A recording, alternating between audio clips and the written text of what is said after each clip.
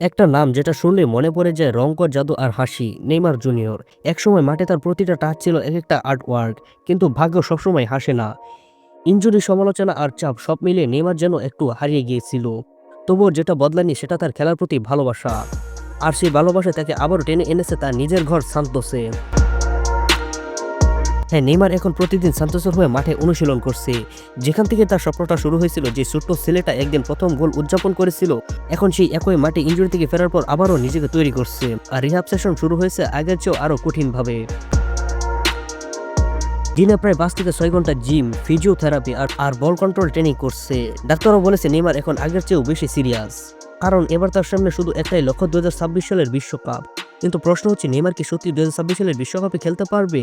ফুটবলে তো তার বয়স হয়ে দাঁড়িয়েছে 34 বছর, এটা কোনো ছোট বিষয় না। তবুও মেসি যখন 36 বছর বয়সে বিশ্ব চ্যাম্পিয়ন হতে পেরেছে, তাহলে নেইমার কেন পারবে না? কিন্তু এর জন্য তাকে করতে হবে অনেক কিছু। প্রথমত, পুরোপুরি ফিট হতে হবে ইনজুরি থেকে। দ্বিতীয়ত, তাকে আবার কোনো ক্লাবের হয়ে নিয়মিত খেলা শুরু করতে হবে, যাতে তার গেম টাইম, স্টামিনা আর ম্যাচ ফিটনেস ফিরে আসে। আর তৃতীয়ত, জাতীয় দলে নিজের জায়গা প্রমাণ করতে হবে নতুন প্রজন্মের পাশে।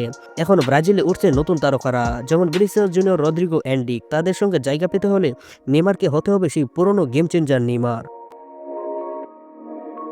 ব্রাজিলের বর্তমান কোচ কার্লো আনচেলত্তি সাম্প্রতিক নেইমারকে নিয়ে বলেছেন, নেইমার ব্রাজিলের ইতিহাসের সবচেয়ে ট্যালেন্টেড ফুটবলারদের একজন। যদি সে শারীরিকভাবে প্রস্তুত থাকে, তাহলে আমি সবসময় আমার দলে এমন একজন খেলোয়াড়কে চাই। এই মন্তব্যটাই প্রমাণ করছে ব্রাজিলের দরজা এখনও নেইমারের জন্য খোলা রয়েছে। সবকিছু নির্ভর করছে নেইমারের নিজের পরিশ্রম, ফোকাস আর ফিটনেসের উপর। নেইমার এখন আগের চেয়ে শান্ত, পরিণত আর দৃঢ় প্রতিজ্ঞ। সে জানে এটা তার শেষ সুযোগ, শেষ বিশ্বকাপ, শেষবারের মতো নিজের নামটা ইতিহাসে খোদাই করার সুযোগ। যদি সে পারে নিজেকে ফিরিয়ে আনতে, তাহলে হয়তো 2026 সালের বিশ্বকাপে আমরা আবারও দেখব একটি পরিচিত হাসি, একটা জার্সি উড়িয়ে উদযাপন, আর হয়তো এক অসমাপ্ত স্বপ্নের পূরণ। কারণ নেইমারের গল্প এখনো শেষ হয়নি, বরং এটা তার শেষ অধ্যায়ের শুরু মাত্র। তো এই বিষয়ে আপনার কি মতামত? নেইমার কি 2026 সালের বিশ্বকাপ খেলতে পারবে কিনা কমেন্ট করে জানিয়ে দেন আপনাদের মতামত। এবং অবশ্যই আমাদের চ্যানেলটি সাবস্ক্রাইব করে ভিডিওতে একটি লাইক করে যান।